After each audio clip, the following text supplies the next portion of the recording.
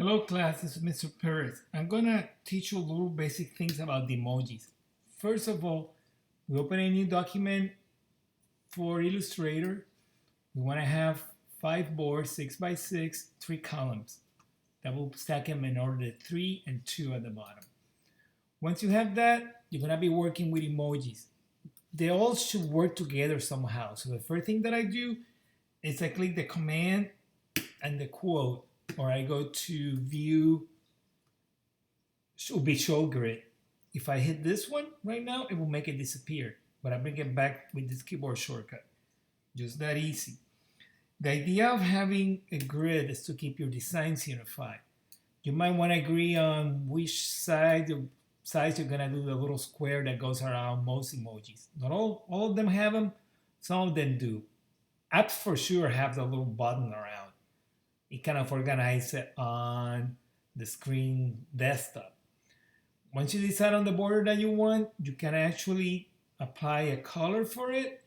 You can just double click on the fill, and you can also decide on a stroke for it. Let's say I want a stroke of 7 points for it, or even thicker, 8.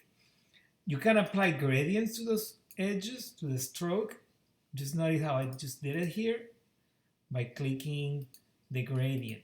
I know it's hard to see, so let me click on the shape again, and I'm gonna change that color so it goes from one value to another. And then it starts to look just like a little button.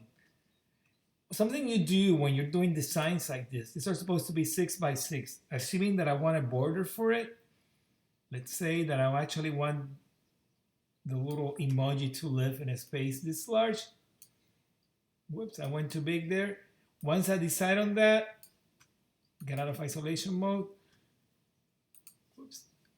Once I decide on that size, there's things that I might want to do to work better. For example, here, it's really hard to see what's going on with the grid. So I might want to take the fill maybe to like a 20%, so I can see the grid, but I'm aware of the colors. Another thing I want to have outside is view rulers. Or you want to see the rulers, show rulers, or Command R. And from the rulers, if you click on them, you can drag guides. Guides are colorful, but they don't print out. So by having these guides, so every so often in my document, make sure they're repeating all of the shapes. I keep consistency with the emojis. So I will click here, I hit option, and I just drag, and I can make another one here, place it the way I think that is correct.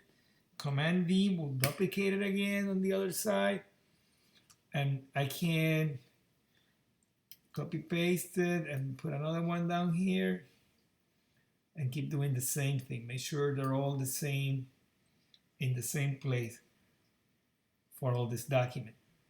Once I'm done with my emojis, make sure you keep your layers organized. The last thing you want to do is to save them. Make sure that you save them the right way. And you go File, make sure you have it saved as an Illustrator, and then you can save at different things.